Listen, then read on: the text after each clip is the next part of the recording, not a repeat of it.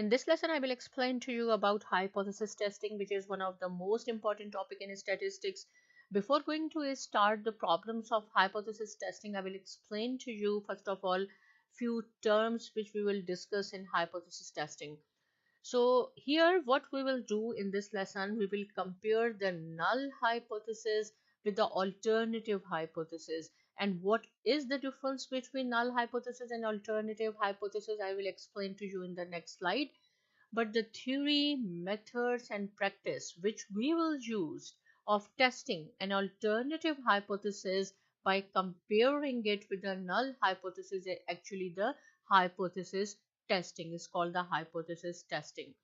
So one term we will use here is called the statistical hypothesis, is a conjecture or conclusion about the population parameter, is a conclusion you can say, or you can say your opinion about the population parameter. And what is population we have discussed very well, but here I am going to explain you one more time. Suppose if we have 2000 students in a university and I'm going to do some kind of survey. If I consider each and every student, means all 2000 students in the survey, this is called the population. But if I will consider only 500, 400 or 300 out of 2000, it is called the sample. So this, see here the word is used, population parameter. We make some conclusion or we give our opinion about the population parameter. This conjecture may or may not be true. So here I have written the definition of null hypothesis. So we have to compare in this lesson null hypothesis with the alternative hypothesis. So null hypothesis is symbolized or is denoted by H naught. This is the statistical hypothesis that states that there is no difference between a parameter and the specific value, or that there is no difference between the two parameters. Now what is the meaning of this? There is no difference between two parameters. Suppose if I say that the average age of the students, of the university student, is 22 years. See how I will write down in the form of null hypothesis. So as I have mentioned that null hypothesis is represented by H naught, which is equal to mu, and mu is the population. Keep in mind, always you have to compare with the population mean, which is mu is equal to 22. So these are the two parameters that there is no difference, H naught and mu. This is our null hypothesis, that whatever is the mean of the population is equal to H naught. And here I said the average age of the university student is 22 years, of the first year university student, or you can say 22 years.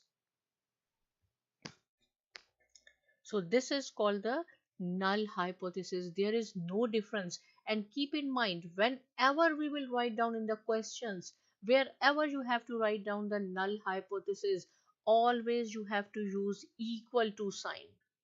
So there is no difference. It means two of these parameters are equal, 22. So this is the null hypothesis, that there is no difference between two parameters. But here is the alternative hypothesis. It says yes, there is a difference between the two parameters. Suppose if you say that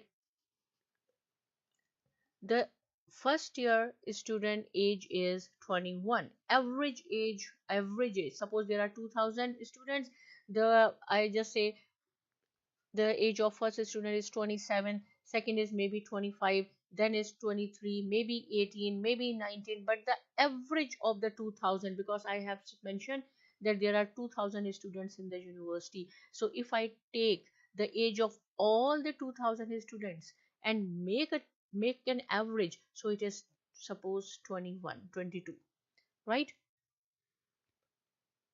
So this is the null hypothesis. But here I say no, it is not equal to 22 years. So this is the alternative hypothesis. This is the alternative hypothesis, and this is the null hypothesis, right? Suppose you say that the average age of the university first year student is 22. This is the null, because in null hypothesis there is no difference between the two parameters. But I say yes, I am not agree with you, there is a difference. Maybe the average age of the students will be 21, maybe 24, maybe 18. So this is called the alternative hypothesis, or this is also called the claim. This is my claim that I am not agree with you. So alternative hypothesis is symbolized by, sorry, here I have to write down H1. In some books you will find out HA. So this is also right for the alternative hypothesis. But here I am using H1 because in some books you will find out H1. So H1 is symbolized for the alternative hypothesis, and it says there is a difference between the two parameters. So here, see, if I say the average age of the first year university student is 22 years, I am using wording. This is my wording, right?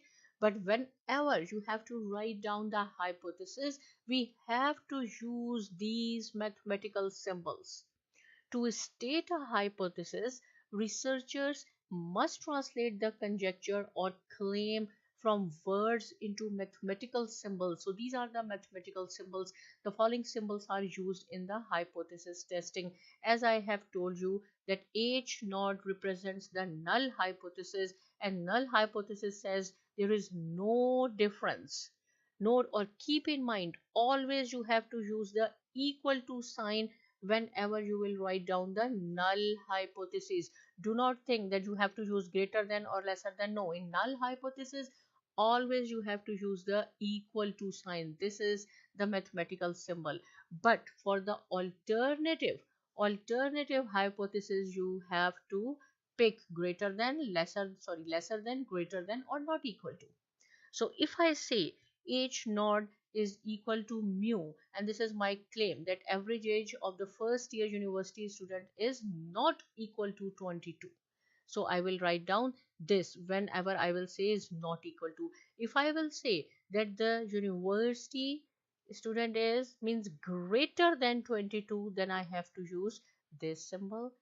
And same thing, if I will say that the first year university student age is less than 21, so I will use this symbol. So for the alternative hypothesis, you have to pick among these three, but for the null hypothesis, always you have to write down or you have to use equal to.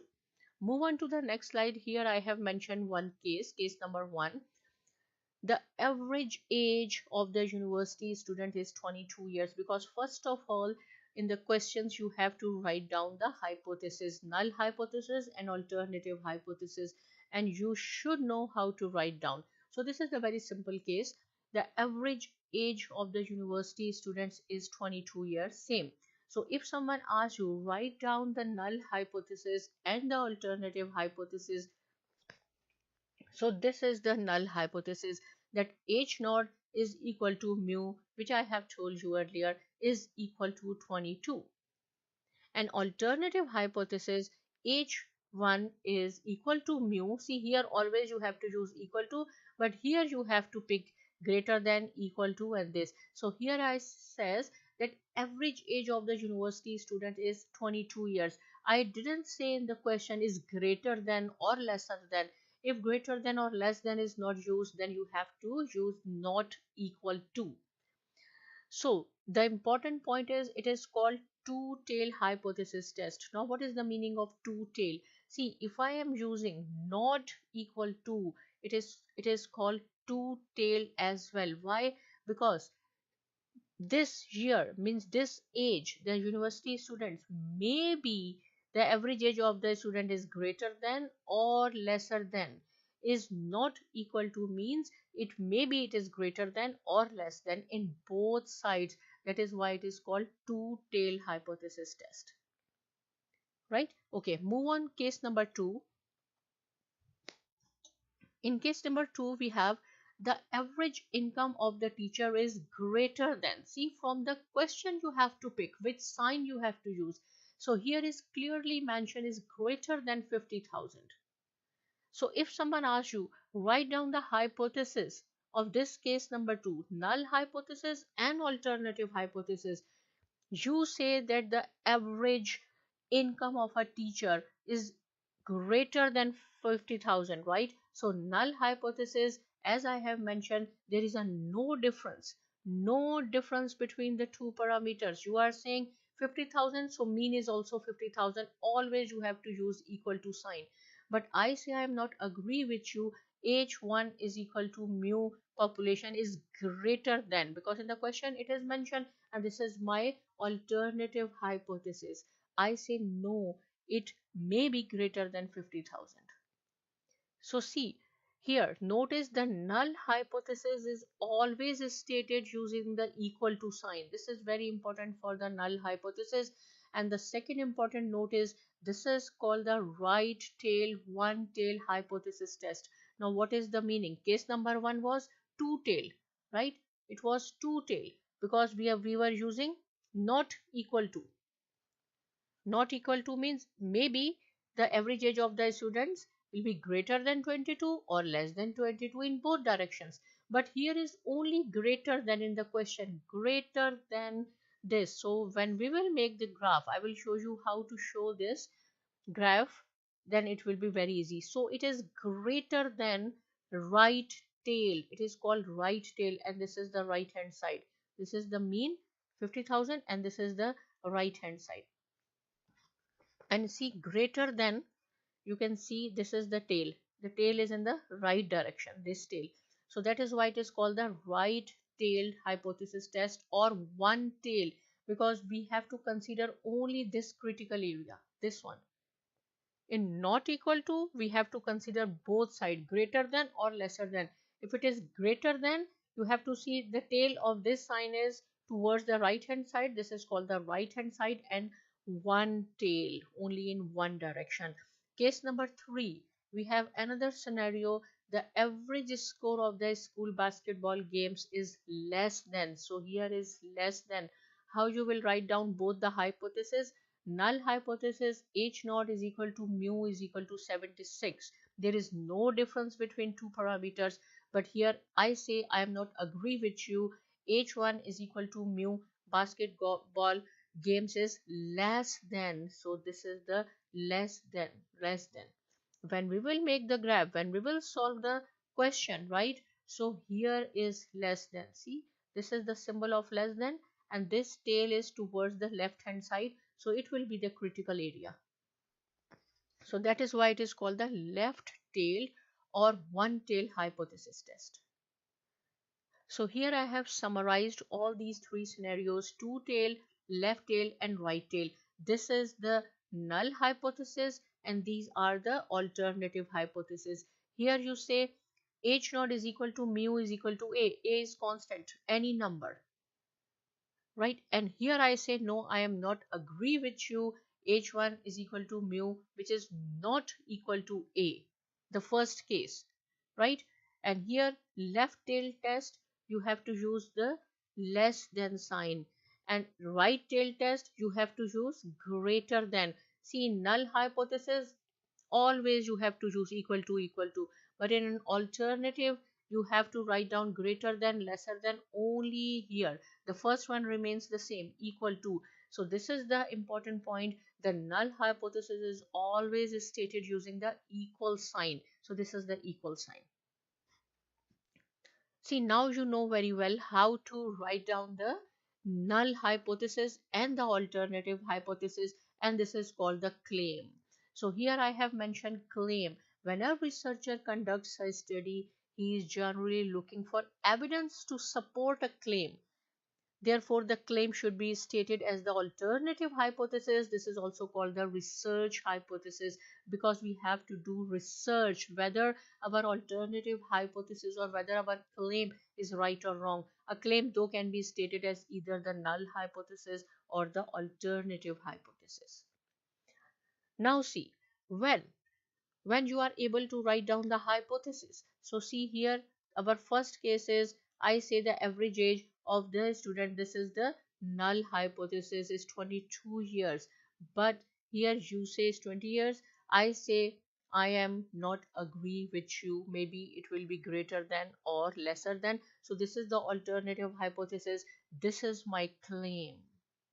So after stating these two hypotheses, now the point is researchers' next step is to design the study, because they have to prove whether the null hypothesis is right or wrong, or it may be accepted or rejected. So they do research, right? How they do their research? They do the correct, they have to use the statistical test, they have to use the level of significance and formulate a plan for conducting the study. Suppose in the same example, if I will say the average age of the first year student is 22 years, right? When, keep in mind, this is mu, this is population, we have considered each and every student of the university.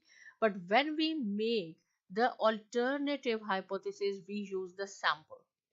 If I will say the average age is 22, when I will do all these calculations, I will find out I took 500 students and then I take the average of 500 students, the answer comes 23 years. So what you will do here, 22 and 23, maybe we will say the difference is only 1 year, because this is the sample data. If we will increase the number of students or decrease it, maybe we will get 22 years. So maybe we will accept it, we will say okay, this is, we will accept 23 years. But if the same 500 students or 600 students we will consider, and the average age would be suppose 27 years or 28 years, again we are using the sample. So here what you will do, you will reject the hypothesis, this is our null hypothesis. So see, we cannot make any decision. This here we are going to use the sample. This is the population. So that is why the statisticians or the researcher, they have made some parameters.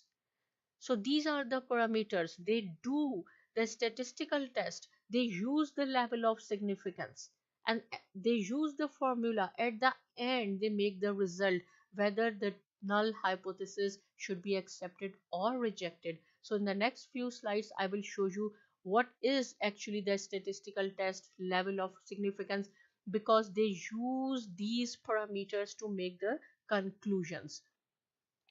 So here is the statistical test, and this is the formula they use for the statistical test.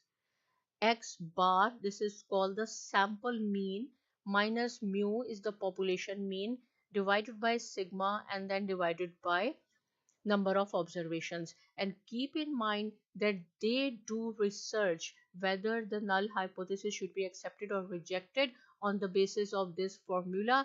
And this formula we have to use z, this is called the z test for the mean, when this sigma is given, and when the sigma is not given, we have to use another test that is called the t-test. But here I am not going to explain you about the t-test, we are just discussing the z-test here in this lesson.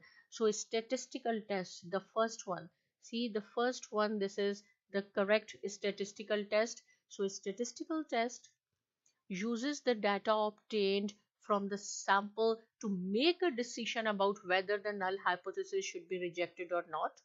And the numerical value, when we will put values here, and it is called, whatever will be the answer, it is called the test value. We have to make our conclusion on the basis of this test value. Okay, next is, in the hypothesis testing situation, there are four possible outcomes, because the data is based on the sample. The alternative hypothesis is based on the sample data. So there may be four possible outcomes. This is the null hypothesis, right? H naught represents the null hypothesis. If the null hypothesis is true, suppose if I say the average age is 22 years and we reject it, right? Because we did some our calculations or whatever, the answer is suppose 22.5 or maybe 22 years. So maybe if we reject it, So it is called the type 1 error. The null hypothesis was true, but we reject it. But if the null hypothesis is true and we do not reject it, so it means we did a correct decision. Here, if the null hypothesis is false and we reject it, so it is the correct decision, right? But if it is, so it is 23 and our average age was 27 and we reject it, it means we did the correct decision. So you have to consider like this and this, and then you have to compare this with this and this with this. If it is false and if we do not reject the null hypothesis, this is called the type 2 error. Type 1 error is represented by alpha, type 2 error is represented by beta. These are the Greek words, but in this lesson, this Z calculation, we are using type 1 error. Here we are discussing this one, right? So here I have mentioned that type 1 error means if one rejects the null hypothesis when it is true. If the null hypothesis is true and we reject it, it is called the type 1 error, which we are going to discuss in this lesson. But if someone if one does not reject the null hypothesis when it is false, is called the type 2 error. And type 2 error is represented by beta. This is alpha. We are discussing the first one. Now is the level of significance, right? What is the meaning of level of significance? Is the maximum probability of committing a type 1 error. What is the maximum percentage or maximum probability that we will commit a type 1 error? And type 1 error is that the null hypothesis was rejected when it was true. If the null hypothesis is true, right, and we reject it, suppose if the average age of the first year university student is 22, this is true and we reject it, this is called the type 1 error, and this probability is symbolized by alpha, right? So what is the level of significance? The maximum probability of committing a type 1 error, and maximum probability of committing a type 2 error is represented by beta, and this is called the type 2 error, which we are not going to discuss in this lesson. So researchers made some levels: 10%, 0.10 means this is 10%, 5% and 1%. These are standard significance of levels, but you can use the other 2%, 3%, but these are the standard. They have said these. 10% means when the alpha is 0.10, it means that there is a 10% chance of rejecting a true null hypothesis. Means the null hypothesis was true and there is only 10% chances that we may reject the true null hypothesis. If alpha is 0.05, it means there is 5% chance of rejecting a true null hypothesis. Similarly, if it is 1%, there is 1% chance of rejecting a true null hypothesis. Then we will also use the critical or rejection region. Is the range of values of the test value that indicates that there is a significant difference and the null hypothesis should be rejected. So when we will make these kind of graph, when we will solve the problem, we will make these kind of figures. So it should be actually normally distributed right here. If we will use the hypothesis, alternative hypothesis not equal to, our critical region will be on both sides, because not equal to means maybe it will be greater than or less than. So our critical region will be both sides, and this is the non-critical region or the acceptance region. And the critical value separates the critical region from the non-critical. Non-critical means this is the acceptance region, this is the rejection or critical or non-critical region. Now how to find out the critical value using the table? First of all, we will draw this kind of figure, right? And in order to find out the critical value, we will check alpha. If alpha is given, and alpha I have told you, they have said 10%, 5% or 1%, but maybe in question you will find out the other percentage as well, but these three are standard. So if the test is left-tailed, left-tailed means this is here. It means the alternative hypothesis will be less than, less than. So this is the alpha, mean there is 10% probability that we will reject the true null hypothesis here. So alpha will be 0.10, right? This is the mean and alpha will be here. If it is a right tail, so suppose if the alpha is 5% given, so 5% means 0.05, and if it is a right tail, so only you have to consider this is the critical area. But if it is a two tail test, not equal to means two tail, so whatever is the value of the alpha, you have to divide it by 2. Half will be here and half will be here, and I will show you in the next few slides how to find out with the help of a table. So for the left tailed, see, this is very important point. This is here, if it is 0.10, alpha is 0.10, and if it is a left tail, so in the negative table you have to find out alpha value, whatever is the value of the alpha, 0.10. But if it is a right tail, if it is a right tail, you have to subtract 1 minus alpha, whatever is alpha, and whatever you will get here 0.90, you have to see this figure in the table. This is very important point. For the right tail, you have to subtract alpha from 1. Whatever is the value, you have to see this in the table. This is you here. For the right tail, you have to see the positive table. For the left tail, you have to see the negative table. And for the negative table, whatever is the percentage of the alpha, you have to see this. And if it is two tailed, means not equal to, you have to divide by alpha by 2. Suppose if alpha is 0.10, you have to divide by 2. It will be 0.05. So 1 minus 0.05 here and here. Now here we are going to start the questions, solving hypothesis testing problems, questions. So what you have to do, first of all, you have to write down the null hypothesis and the alternative hypothesis claim, means the alternative hypothesis. And then you have to find out the critical value, and these are the steps. If you will forget, you can see these are the steps to see the critical value, and after that compute the test value. And test value, I have told you, you have to use this formula. And this formula, this test we have to use when the sigma is given. At the end we will make the decisions. We will follow these steps in order to solve the questions. So come to see the question. Question number 1 is, this is just the example. A sample of 256 people has a mean of 25 with a population standard deviation of 6. This is the sigma. Test the hypothesis that the population mean is 23.5 at alpha is equal to 0.05. So see here, the greater than or less than is not mentioned in the question.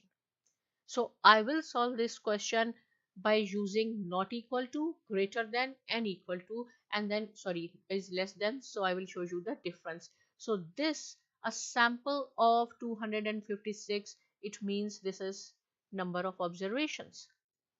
And then is the mean. This is the sample mean, which is 25. Standard deviation is 6. Test the hypothesis that the population mean is mu, which is equal to 23.5, and alpha is 0.05. So here I will show you one thing, that this is the alpha, means the maximum probability that we will reject our true null hypothesis, right? If instead of this alpha you have confidence level, if suppose it's a confidence level in the question is given 95%, so do not worry, there's no alpha is given. It means there is 95%. 100 minus 5, which is 5%, so 5% or 0.05 will be alpha. Confidence level means, confidence level 95% means 95% you are confident that you will accept the null hypothesis. So maybe you will find out confidence level in the question or alpha, right? Okay, first of all, what is the first step? You have to write down the hypothesis, and identify the claim. If someone asks you how you will write down the null hypothesis, and here we will write down the alternative hypothesis. Suppose you say that H naught represents the null hypothesis, there is no difference. So mu is 23.5, 23.5. You said the mean is this. I say I am not agree with you. So I am claiming that the alternative hypothesis I say is not equal to 23.5. It means this population mean would be greater than or less than in both sides. Right? You have to make this graph according to alternative hypothesis. So this is our data and this is alpha. Now see, both sides is, here it says is not equal to its size. It means it is two-tail. Two-tail test means you have alpha here. Both side we have the critical region. Maybe it will be greater than or less than. So our alpha is 0.05. So I say that if it is not equal to, you have to divide it by alpha. So when we divide 0.05 divided by 2, we will get alpha is equal to 0.025 on the left side and alpha is equal to 0.025 here on the right hand side. Right, here we are going to prove it, whether we should accept the null hypothesis or reject it. So first step is you have to write down the hypothesis we did. Second is find the critical value, and the steps for the critical value I have explained to you. Where here with the help of table I will show you how you have to find out the critical value. So see, for the right side, I told you that for the right tail test, whatever is here alpha, you have to subtract 1 minus alpha, which is equal to 1 minus 0.025 is equal to 0.975. For the, this is the acceptance region and this is the rejection or critical or non-critical. Right? So here for the right tail, whatever is the value of the alpha, you have to subtract from 1, and we have 0.975. You have to see 0.975 in the positive table. So see 0.975 I have highlighted here.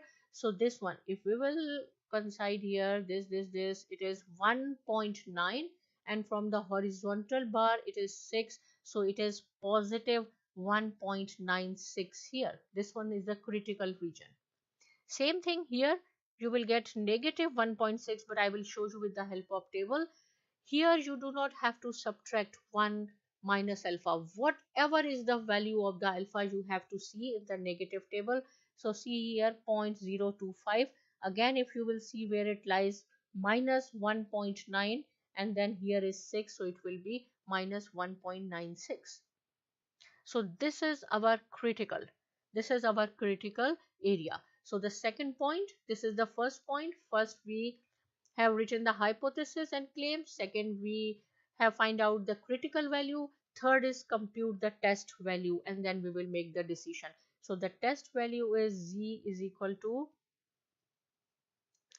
mean of the sample minus mu population sigma divided by n. So here is 25 minus 23.5 divided by sigma is 6. Number of observation is 256. There is no room, so I will write down here 25 minus this, it will be 1.5, and the square root of 256 is 16. So 6 divided by 16, which will be equal to 0.375, and when we will do the division, 1.5 divided by this, we will get z is equal to 4. So see, if the value of z is greater than 1.96 here, so it means we will reject the null hypothesis, because this is the critical. It should be, the z value should be, this is the mean. So the z value should be less than 1.96 in order to accept the null hypothesis. And same thing here, if the value comes here in negative, we have to reject it. So z value is 4. On the basis of this test value, we make the decision whether we should accept or reject the null hypothesis. It is greater than the critical value, it means we have to reject the null hypothesis. So see again one more time. What we have to do, we have to find out, first of all, we have to make this graph, right? And then you have to see the alpha value. Alpha, if it is 2 tail divided by 2, half will be here, half will be here. How you have to consult this table? For the right hand side, always you have to subtract 1 minus alpha, whatever is the value you have to see in the positive table. But for the left tail test, whatever is the value of alpha, you have to see in the negative table. And then with the help of this z test, same question we have to solve if it is greater than. So z value I'm not going to calculate again, it is same 4. But how we will write down the null hypothesis or the alternative hypothesis mu, which is equal to 23.5. I say I am not agree with this. I say it is greater than 23.5. Right? First step, this is the hypothesis. Second is the critical value, right? Critical value. So if it is greater than, it means this is our center mean. Greater than means the critical value lies here. This is not the 2 tail, this is the 1 tail or the right tail. And what is the alpha? Alpha is same here, is 0.05. So alpha will be here 0.05. Right? We do not have to divide it by 2 because this is greater than, this is 1 tail. If it is not equal to, then you have to divide it by 2. Here we do not have to divide, but it is greater than right tail. So you have to subtract 1 minus alpha. So 1 minus 0.05, which will be equal to 0.95. 0.95. 0. So you have to find out 0.950 here. So see, I have already highlighted here. So now you have to see where it lies. 1.6 from here, and then it is 5. So it will be 1.95. 1 positive 1.95. Sorry, this is 1.6. Yes, this is 1.65. So the value of z is 4. We have to compare with this z value, right? It is 4, it is greater than this, so we will reject the null hypothesis. If it will, if the suppose our z value is less than here, it will be 1.5 or 1.4, then we will accept it. If it is greater than this, it means we have to reject. Same example, if suppose I say the null hypothesis is 23.5 and alternative hypothesis in this case is 23.5 less than, so our critical value will be here. And then you have to see the negative table. So alpha is equal to 0.05, and for the left tail you do not have to subtract 1 minus alpha. Whatever is the value of alpha, you have to check here. So it will be this one, see, between this, so 1.65, negative 1.65. But our z value is 4, right? So on the basis of z value, you have to make the decision whether we should accept or reject the null hypothesis. So here I have made a practice problem for you. Using the z table, find the critical value, right? What is the critical value? This one here. If it is left tail, so see, this is the left tail, critical value will be here, it will be less than, so you have to see the negative table. So for the 0.05, alpha is equal to 0.05, you have to see 0.05 in the negative table. So you will see it will be negative 1.65. But please, first you have to solve this, you have to find out these values, then you can tally your answers. If it is 2 tail, so it means this is the 2 tail, both side 0.05, you have to divide it by 2. Half will be here, half will be here. Whatever is the half, you have to subtract 1 minus alpha, and then you have to find out that figure in the positive z table. But for here, whatever 0.05 divided by 2, which is equal to 0.025, this you have to find out in the negative table. It will be plus minus 0.196. Same thing you have to do for rest of the questions. Here I have set problem number 2. For each conjecture, state the null and alternative hypotheses. These are the scenarios. You have to write down the null hypothesis and the alternative hypothesis, and also answers are here. First you have to write down and then tell your answers. And this is the third practice problem.